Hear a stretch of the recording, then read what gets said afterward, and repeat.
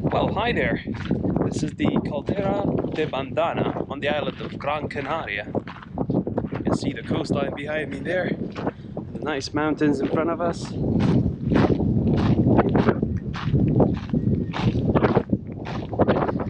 So, I arrived a couple of days ago. Haven't done much since then. Done a few walks, sightseeing, dolphin watching. But today I decided to go out in nature a little bit more and just explore this lovely scenery. I have to tell you about the flight experience I had coming here. It was probably the worst flight experience I ever had in my life. So let's start from the beginning. Oh, by the way, look at this trail. This is just amazing.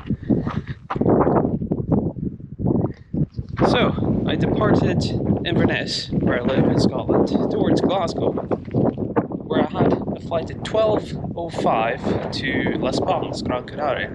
So I left about 5 a.m.-ish, and soon afterwards I noticed that my windscreen wiper liquid is all frozen. I put -10-degree liquid in there, and it was rock solid, so I had to stop every few minutes or so to wipe off the windscreen, which took a considerable amount of time.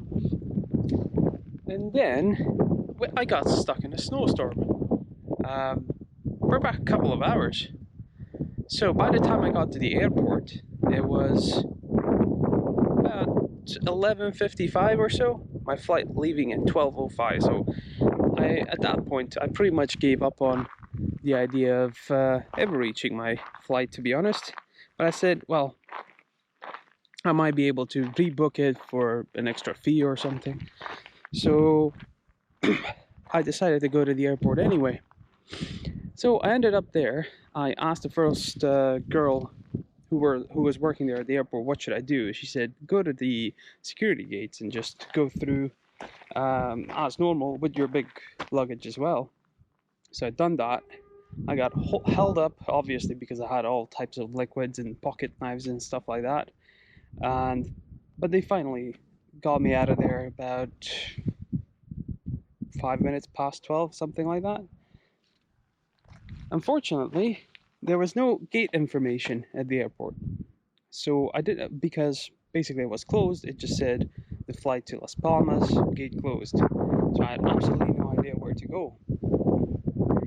Basically, I just ran in one direction, seeking an EasyJet flight. I couldn't find it in the first row of gates, so I ran to the next one.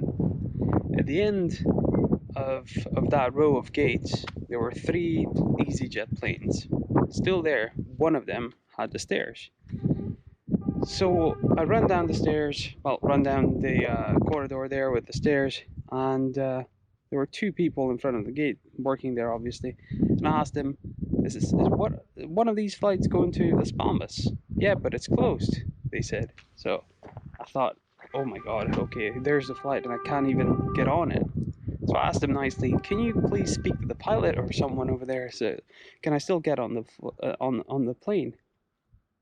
So the guy was kind enough to head to the plane and ask the pilot. And fortunately, I was lucky enough to be able to board the plane about 12:30 or so, which was amazing. I couldn't believe it, honestly. I was just sweating. I had all this luggage with me. I couldn't believe it. So I was so relieved. So I was super tired. Woke up early in the morning, about 4 a.m. All of this happened, loads of stress. So I got on the plane, took a little nap, woke up. It was already time to land.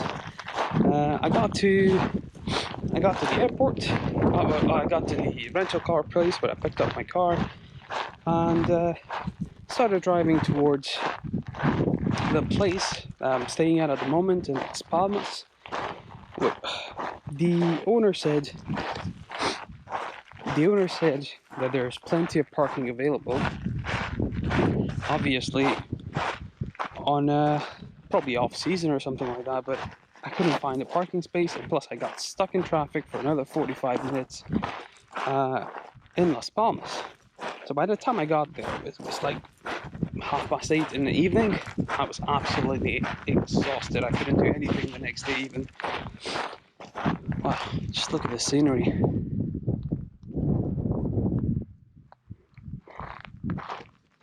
But yeah, finally I'm here. As I said, I couldn't do much the first couple of days. I was just totally exhausted. I went to do some sightseeing just in the mornings, and then I spent the rest of the day basically chilling, not doing much, going out to the beach.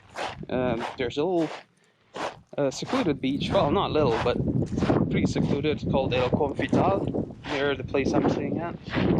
It's pretty much locals, a few tourists here and there.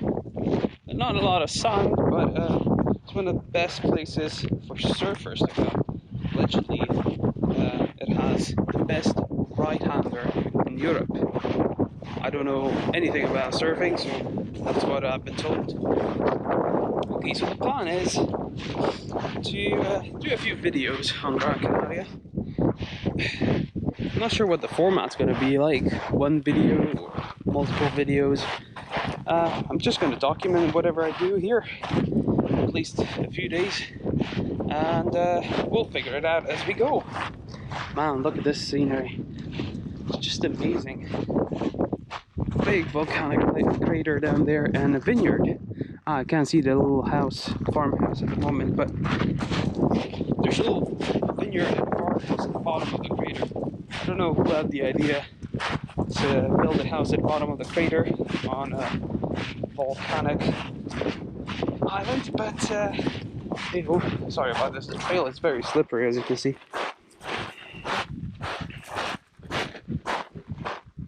There it is. I'm not sure if you can make it out.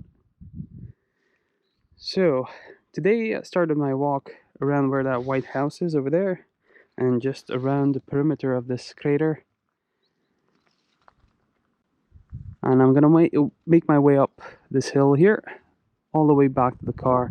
Maybe find a nice cool drink. And I was thinking of going down there, but it looks like quite a steep climb going up again, so we'll see. Although all trails said this is gonna be like 3.5 hours or so, it took me an hour, 45 minutes so far. We'll see.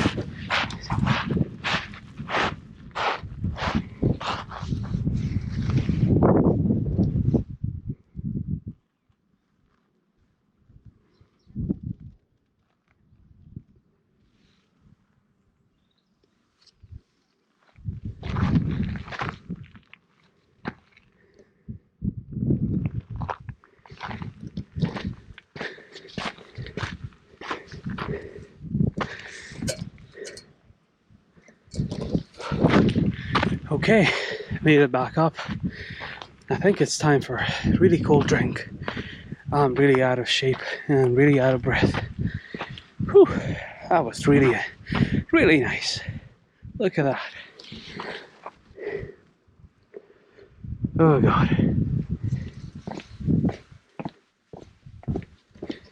I just can't help myself. I need to get a bottom of this. By the bottom of this, I mean the bottom of that caldera over there.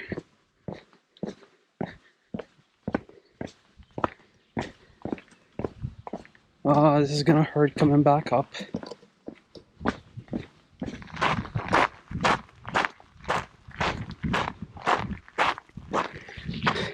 So the guy who lived here at the bottom of that crater in that little house there lived until 2020. He was 93 years old and he made it up there every day.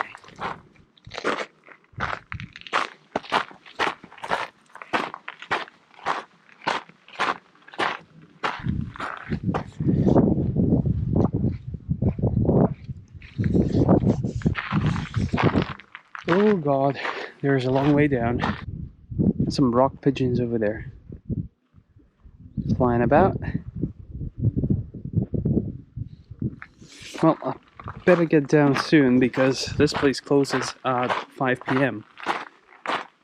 And you might be wondering, how come a crater is closing at 5 p.m. Well, there's basically a gate at the top of the trail, that gets locked every day at 5 p.m. Don't ask me why. There's just layers and layers of volcanic material. That's pretty cool.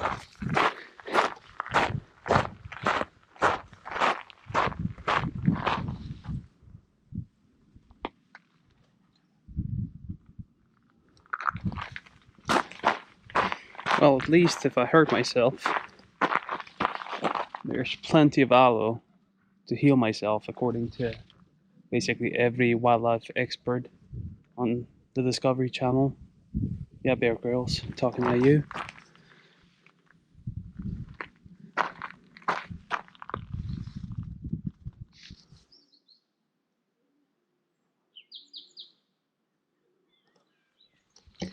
Getting closer. That little finca or farmhouse is just down there. That old guy that was living here for ages must have been one fit mother. I'm gonna die going up this one of these slopes again. Was this a bad idea? Probably not. Probably gonna be happy that I've done it. Let's continue on.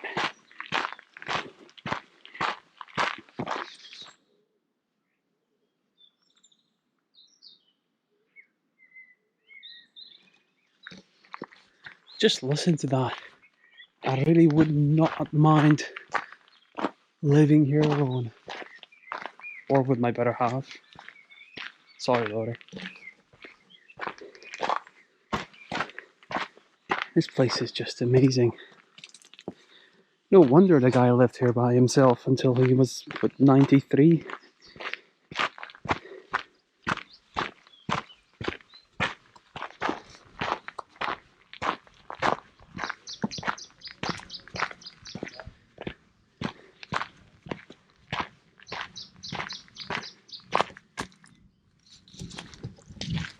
So, here it is, the old farmhouse. Let's go and visit the guy that's still here in the afterlife. Oh, this doesn't look like it was inhabited until 2020, to be honest. But maybe he just used one of these side buildings or something. Oh yeah. Oh, that's nasty. That's nasty.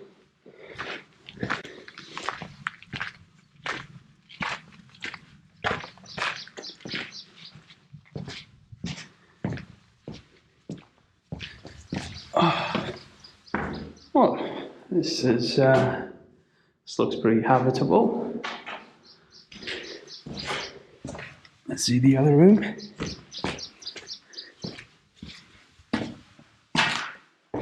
Oh yeah, it's like a kitchen or something. Oh, there's even plumbing and everything, so must have been something here.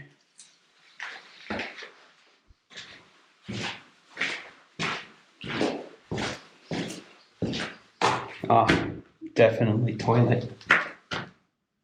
Probably recently as well.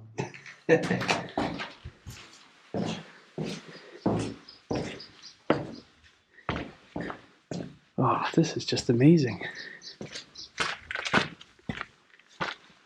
Now, what do we have here?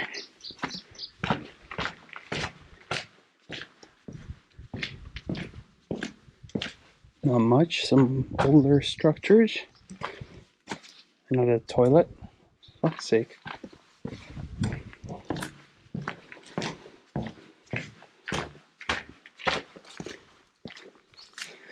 And this must have been some kind of press. They made wine over here. So this was basically a vineyard. But I'm not sure what this is. Interesting.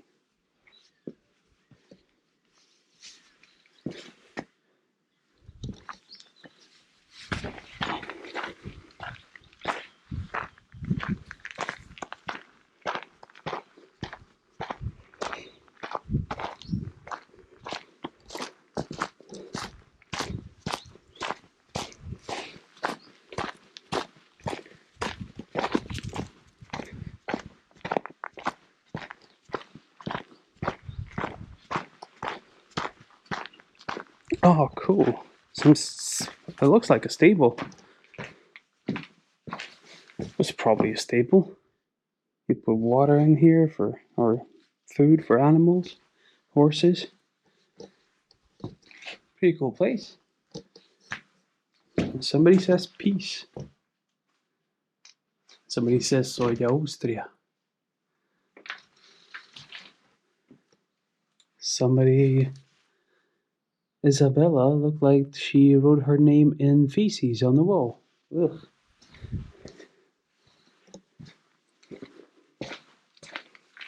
What do we have back here? Ah, there are a couple of other buildings.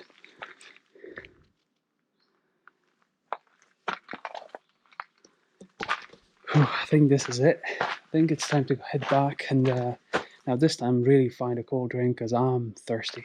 I have a little bit of water left, but that's not going to last much. Awesome.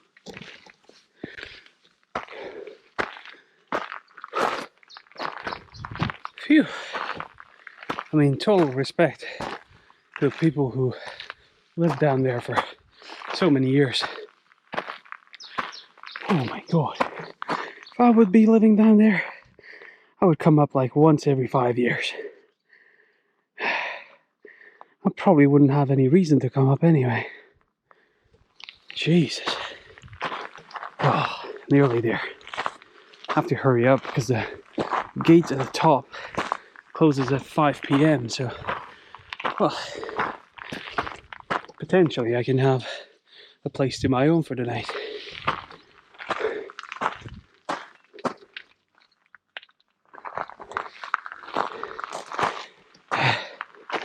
Oh my god. Now that I have gained some elevation, the sun's beating down on me, and I'm just tired. Jesus Christ, I need some water, cold beer, or anything. I hope I'm nearly there. You can see the road on top, so... Whew. Jesus. Oh, there's one for the books.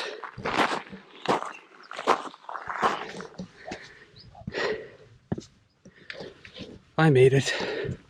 I freaking made it. Oh, Jesus Christ.